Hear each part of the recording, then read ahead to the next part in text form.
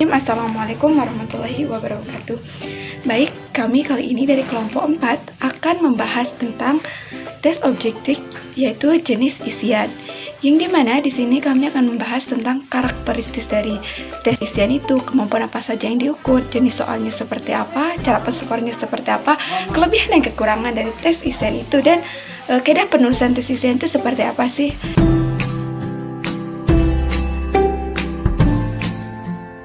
Assalamualaikum warahmatullahi wabarakatuh. Saya Tia Latifah sebagai pemateri pertama akan menjelaskan mengenai karakteristik tes lisan atau tes melengkapi. Tes isian atau tes merupakan suatu bentuk tes objektif yang terdiri dari pertanyaan-pertanyaan yang sengaja dihilangkan sebagian unsurnya atau yang sengaja tidak dibuat lengkap. Unsur yang dihilangkan atau belum ada itu merupakan hal penting yang ada di diri peserta didik. Bentuk tes ini, peserta didik dituntut untuk menemukan sendiri isi jawaban yang karena belum disediakan dalam bentuk tes. Untuk menghindari jawaban peserta didik bisa bervariasi. Sebaiknya dibuat pertanyaan-pertanyaan yang jawabannya sudah pasti. Intinya karakteristik tes isian yaitu menuntut peserta tes memberikan jawaban singkat. Yang kedua, jawaban pendek berupa kata fase, kalimat sudah pasti. Yang kedua, B. Kemampuan yang diukur melalui tes isian. Kemampuan siswa dalam menghafal atau mengingat dan memahami, mengenal dan mengidentifikasi materi, karena dalam tes ini diperlukan jawaban yang tepat dan singkat. Pada tes isian ini, siswa tidak bisa mengarang jawaban seperti pada tes pilihan ganda. C. Jenis soal. Pertama, tes jawaban singkat. Tes ini berbentuk suatu pertanyaan yang dapat dijawab dengan satu kata, satu formula kalimat singkat, atau satu angka. Bentuk tes jawaban singkat ini lebih cocok untuk mengukur kemampuan yang sederhana, yang bersifat ingatan dan pemahaman yang sederhana, serta aplikasi, asalkan item-itemnya disusun secara berhati-hati. Sebagai contoh soalnya, siapakah Presiden pertama Republik Indonesia? Untuk jawabannya, Insinyur Soekarno. 2. Tes melengkapi. Tes ini berbentuk suatu pertanyaan yang belum lengkap, yang dimana siswa diminta untuk melengkapi pertanyaan tersebut dengan satu kata, satu formula kalimat singkat, atau satu angka. Bentuk tes melengkapi ini lebih cocok untuk mengukur kemampuan siswa yang lebih sederhana dan menguji kemampuan dalam hal mengingat fakta.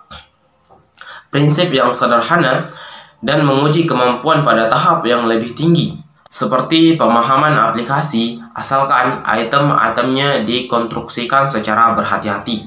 Sebagai contoh soalnya,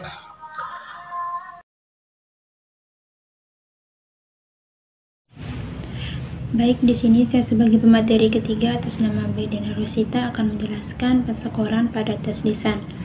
Jadi ada dua pendapat mengenai penskoran tes lisan. Pendapat yang pertama, menghitung nilai maksimum dari jumlah isian yang terdapat pada setiap item. Misalkan ada 10 item yang di dalamnya itu terdapat satu atau bahkan lebih isian. Jadi nilainya itu dihitung dari jumlah isian yang ada pada setiap item tersebut. Baik, pendapat yang kedua ini mengatakan bahwa penskoran nilai lisan itu dihitung dari jumlah item yang ada. Saya Alfitra Irmayanti. Di sini saya akan melanjutkan materi dari saudari baik Diana Rosita, yaitu tentang kelebihan dan kelemahan tes isian. Kelebihan tes jawaban pendek. Yang pertama, mudah dalam pembuatan atau penyusunannya. Sebab butiran soal tes jawaban pendek hanya mengukur hasil belajar yang sempurna, yaitu ingatan. Yang kedua, kemungkinan menebak jawaban sangat sulit, karena pada tes jawaban dicari sendiri atau tidak disediakan pilihan jawaban, seperti pada pilihan ganda, benar salah, dan menjodohkan. Yang ketiga, cocok untuk soal-soal hitungan karena soal hitungan dapat dinilai benar atau salah, yang jelas jawabannya sudah pasti. Yang keempat, hasil pengetahuan dapat diukur secara luas, yaitu dapat mengukur dengan tepat. Tujuan pengajaran yaitu mengetahui, mengingat, mengenal, dan mengidentifikasi. Selanjutnya yaitu kelemahan tes jawaban pendek. Yang pertama, sulit menyusun kata-kata yang jawabannya hanya satu, yaitu hanya ada satu jawaban yang benar, sehingga jawaban sangat objektif. Yang kedua, pada umumnya jawaban berkenaan dengan kemampuan mengingat saja, sedangkan kemampuan yang lain sedikit terabaikan. Yang ketiga, hanya dapat mengukur kemampuan pemecahan masalah untuk bidang matematika dan IPA atau ilmu pengetahuan alam, maka dapat mengukur kemampuan penerapan. Baik, kali ini saya akan melanjutkan pemateri sebelumnya, yaitu saya akan menjelaskan mengenai kaidah penulisan soal tes isian. Jadi di sini soal tes isian punya kaidah atau cara-cara untuk penulisannya itu. Yang pertama, rumusan butir soal harus sesuai dengan kemampuan atau kompetensi dasar dan indikatornya. Yang kedua, rumusan butir soal harus menggunakan bahasa yang baik, kalimat singkat, jelas, sehingga mudah dipahami. Yang ketiga, jawaban yang dituntut oleh butir soal berupa fakta, frase, angka, simbol, tahun, tempat, dan sejenisnya harus singkat dan pasti. Yang keempat, rumusan butir soal tidak merupakan kalimat yang dikutip langsung dari suatu buku, tapi soal itu harus sesuai gitu. Yang kelima, hindari rumusan butir soal yang mengandung petunjuk kepada kunci jawaban. Jadi butir soalnya itu tidak boleh ada petunjuk untuk ke kunci jawabannya. Jadi soalnya itu harus murni. 6. Butir soal dalam bentuk kalimat belum lengkap, bagian dikosongkan maksimum 2 untuk satu kalimat. Ketujuh, rumusan kalimat soal harus komunikatif. Yang kedelapan, hanya kata-kata yang berarti yang dihilangkan pada bentuk isian kalimat tidak sempurna.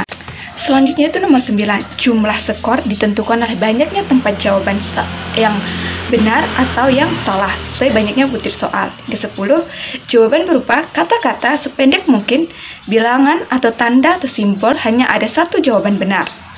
11, hindari pernyataan yang tidak terbatas.